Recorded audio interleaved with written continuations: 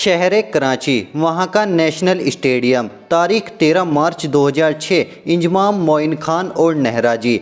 ये कुछ ऐसे शब्द हैं जो जहन में आते ही एक थ्रिलर पिक्चर आंखों के सामने चलने लगती है। वो दिन याद आ जाता है जब वैसा क्रिकेट मैच हुआ था जिसमें रोंगटे खड़े हो जाने के दस्तूर हैं। वो मैच जिसके दूसरे दिन एक लीडिंग अखबार की हेडलाइन थी। 1.5 अरब लोगों की थमी रही सांसें और खबर स्पोर्ट्स सेक्शन में ना होकर फ्रंट पेज पर थी। भारत की क्रिकेट टीम करीब 14 साल बाद पाकिस्तान का दौरा कर रही थी। दोनों देशों में जबरदस्त उत्साह था, उनमें भी जिनकी क्रिकेट में कोई दिलचस्पी नहीं थी। कई लोग तो मैच के बहाने उस मुल्क की सैर करने गए थे जो कभी हमारा ही हिस्सा हुआ करता था। वापस लौटकर भावुक ब्लॉग लिखे कि कैसे पाकिस्तान ने उन पर जी भर के प्यार लुटाया। इतना हाइप पा चुकी उस सीरीज का आगाज भी उतना ही शानदार रहा। वो मैच जब लोगों का पल्स रेट 100 पार कर गया था।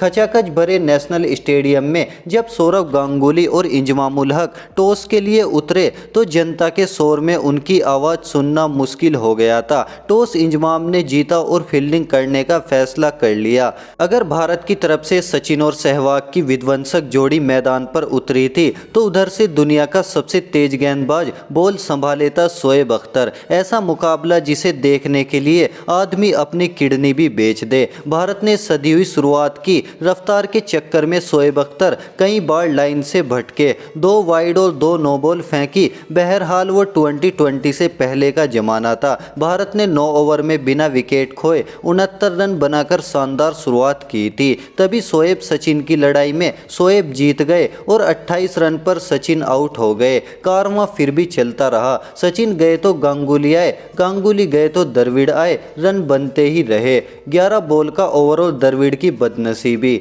भारत की पारी का 11वां over Rana Navedul Hasan first change के तौर पर बॉलिंग कर रहे थे। सामने थे सहवाग जो फुल फॉर्म में थे। इसे सहवाग का खौफ कह लो या कुछ और, लेकिन राणा भयानक तौर से लाइन भटक गए। पहली 9 बॉल उस पर चौका, फिर 9 बॉल उस पर भी चौका, फिर एक 9 बॉल उस ओवर में उन्होंने 5 9 बॉल फेंकी। उस ओवर से सहवाग ने 24 रन लूट लिए। ये मैच राहुल द्रविड़ की बदकिस्मती के लिए भी याद किया जाता है। द्रविड़ इस मैच में तब आउट हुए जब शतक से सिर्फ 1 रन दूर थे। एक बार फिर गेंदबाज का नाम शोएब अख्तर था। भारत ने 50 ओवर में 349 रन का विशाल स्कोर खड़ा कर दिया था। हालांकि और रन बन सकते थे। आखिर के 5 ओवर में भारत ने लय खो दी थी। इन ओवर्स में सिर्फ 25 रन ही आ सके, जबकि हाथ में 6 विकेट थे। यहाँ कम बनाए रन बहुत महंगे पड़ते अगर इंडिया के पास आशीष नेहरा न होते। जवाब देने उतरी पाकिस्तान ने उस दिन अद्भुत फाइटिंग स्पिरिट दिखाई थी। 8वें ओवर में 34 रन पर दोनों ओपनर खोने के बाद बहुत से लोगों ने मुकाबले से खारिज कर दिया था। पर पाकिस्तान तो पाकिस्तान है। इंडिया के खिलाफ उनके खेल का स्तर ही अलग होता है। मोहम्मद यूसुफ और कप्तान इंजमाम ने कमर कस ली कि ऐसे थोड़े ही जाने देंगे। अमूमन जमीनी शॉट खेलने वाले यूसुफ ने भी उस दिन 4 छक्के मारे थे। उनके 73 रन बनाकर आउट होने के बाद यूनुस खान ने इंजमाम को ज्वाइन किया। उन्होंने भी तेजी से 46 रन बनाए। इंजमाम जब 122 रनों की शानदार पारी खेलकर आउट हुए, पाकिस्तान को 47 गेंदों में 72 रन चाहिए थे।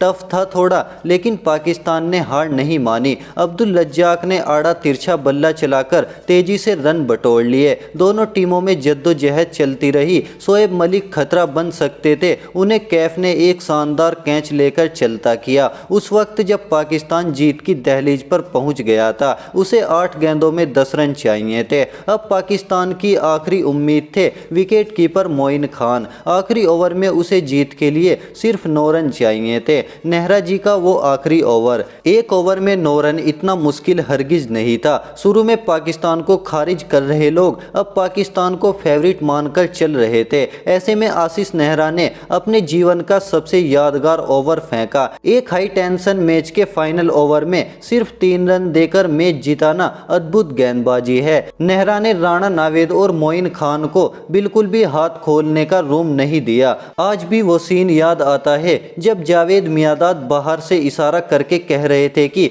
ऑफ साइड में मारो। 2 डॉट गेंदें और 3 सिंगल के साथ इक्वेशन एक गेंद में 6 रन पर आकर टिक गई। अब तक बैट्समैन की पहुंच से गेंद बाहर रख रहे नेहरा ने इस बार लो फुल टॉस फेंकी। मोइन खान शायद सरप्राइज हो गए जो गेंद पर तगड़ा प्रहार न कर सके। गेंद सीधे हवा में गई जिसे जहीर खान ने आसानी से कैच कर लिया। सारे खिलाड़ी आशीष नेहरा पर चढ़ गए। इस मैच से हासिल हुआ जोश इंडिया ने आगे भी कैरी किया। वनडे सीरीज 3-2 से और टेस्ट सीरीज 2-1 से जीती। बहरहाल हम भारतीयों के लिए उस दिन आशीष नेहरा ने अपने नाम के आगे लगने वाला जी कमाया था।